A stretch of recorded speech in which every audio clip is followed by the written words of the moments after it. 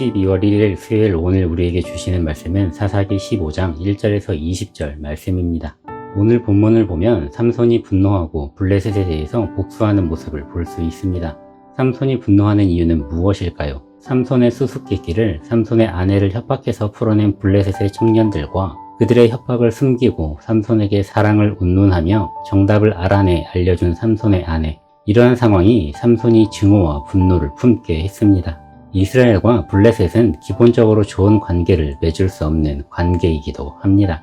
본문에서 장인이 삼손의 아내를 삼손의 친구에게 넘기는 일이 삼손이 블레셋을 향해 증오와 분노를 표출하는 뇌관을 터트리는 상황이지 않았을까 합니다. 삼손이 여우를 잡아 꼬리에 불을 붙여 블레셋의 모든 밭과 포도원 그리고 감람나무를 불태웠습니다. 블레셋에게 이 일은 큰 타격을 받을 만한 일이었습니다. 왜냐하면 밭과 포도원이 불타면 블레셋의 경제가 무너지고 삶이 흔들리기 때문입니다. 바로 그들의 생계와 경제의 문제로 직결되는 것이기 때문이었습니다. 결국 이 사건으로 블레셋 사람들은 삼손의 장인과 아내를 찾아가서 불살르고 그 생명을 빼앗았습니다. 블레셋의 복수의 대상은 분명 삼손이어야 합니다. 그들의 밭을 태운 것은 삼손이기 때문입니다. 그러나 그들은 힘이 강한 삼손을 상대할 수 없어서 힘없고 연약한 삼손의 장인과 아내를 불사르며 복수한 것입니다. 복수는 복수를 낳게 됩니다. 신중하지 못한 행동과 말은 감당하기 어려운 상황을 만들어냅니다. 그리고 그 상황을 모면하기 위해서 또 다른 신중하지 못한 말과 행동으로 이어지고 이것은 반복될 것입니다. 하나님은 삼손의 말과 행동 그리고 증오와 분노의 마음을 통해서 블레셋을 징벌하시고 그들과 타협하지 않고 그들과 잘못된 공생관계를 끊게 하십니다. 우리의 삶에서 부정하고 잘못된 공생관계가 있다면 하나님의 말씀으로서 성령의 능력으로서 끊어내야 합니다. 삼손은 블레셋 사람들을 치고 난 후 몸을 유다 지파 지역의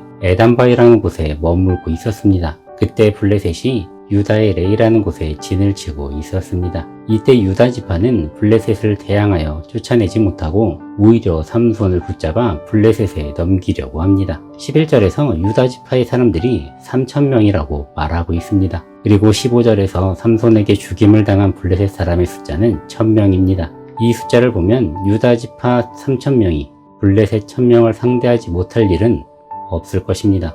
물론 민족의 대전쟁으로 번질 수 있는 상황이 될 수도 있겠지만 이스라엘 민족이 하나님을 의지하고 힘을 합쳤다면 분명히 블레셋의 다스림에서 벗어나 자유를 얻을 수 있었을 것입니다. 그러나 그들은 블레셋의 다스림에 안주하였고 그들과의 충돌을 원하지 않았던 것 같습니다. 전쟁을 좋아하는 사람은 없을 것입니다.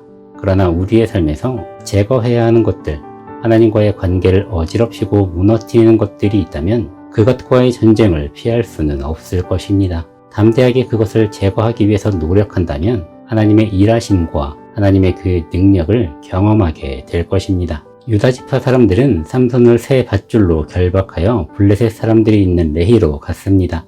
그때 여호와의 영이 삼손에게 임하여 단단한 새 밧줄을 끊어냈습니다. 그리고 삼손은 유다 지파 3,000명의 사람이 싸워볼 생각조차 하지 않았던 블레셋 사람 1,000명을 나귀 턱뼈로 모두 죽였습니다. 삼손이 블레셋을 죽인 곳이 레이라는 지역입니다. 그리고 턱뼈의 히브리어도 레히입니다. 레히에서 레히로 삼손이 블레셋을 친 것입니다. 그리고 삼손은 그곳을 나만레히라고 불렀습니다. 이는 턱뼈의 산 또는 언덕이라는 의미를 가지고 있습니다.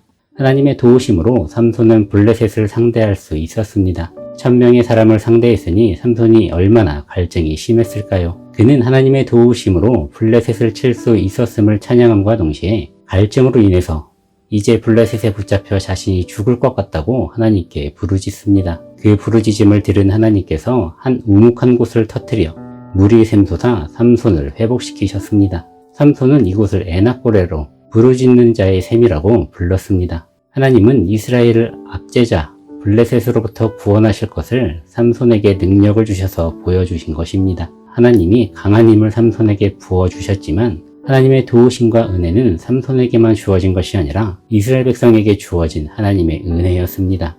이스라엘 백성들이 믿음으로 행동했다면 삼손과 같은 힘으로 블레셋의 압제로부터 자유를 얻었을 것입니다. 우리의 삶에 나를 억누르고 압제하는 것은 무엇입니까? 하나님께 도움을 구할 때 하나님께서 힘을 주셔서 자유를 얻게 하실 것입니다. 또한 하나님께 도우심을 구하며 부르짖을 때 육체적 갈등과 영적인 갈증 가운데 우리의 삶을 터뜨려 주심으로 해결해 주실 것입니다. 소생케 하실 것입니다. 하나님이 부으시는 능력으로 우리의 삶에서 제거할 것을 제거하고 자유를 얻을 수 있기를 주님의 이름으로 축복드립니다. 기도드리겠습니다. 하나님, 오늘도 우리에게 귀한 하루의 시간들을 허락하여 주시고 하나님의 말씀을 보고 듣게 하시니 감사합니다. 하나님, 우리는 연약합니다. 하나님의 도우심이 필요합니다. 하나님의 말씀으로써 우리가 담대하게 나아가게 하여 주시고 우리의 삶의 부정한 공생관계로부터 우리가 자유함을 얻을 수 있게 하여 주시옵소서. 하나님, 우리가 부정한 공생관계에 안주하지 아니하게 하시고 그 관계를 끊어내기 위하여 노력하게 하시고 하나님의 일하심이 있는 곳을 바라보게 하여 주시옵소서. 하나님, 우리의 삶 가운데 새 힘을 공급하여 주시고 우리의 육체적인 갈증과 영적인 갈증 가운데에 그 갈증을 해소시켜 줄 샘을 터뜨려 주실 줄로 믿습니다. 오늘 하루도 주님 안에서 평안함을 느끼게 하여 주시고 하나님이 허락하신 그 특별한 관계들을 맺으며 그러한 만남 속에서 우리가 하나님의 은혜를 기억하게 하여 주시옵소서. 사랑합니다. 예수님의 이름으로 기도드렸습니다. 아멘. 오늘도 주님 안에서 기쁨이 넘치는 하루 되시기를 축복드립니다.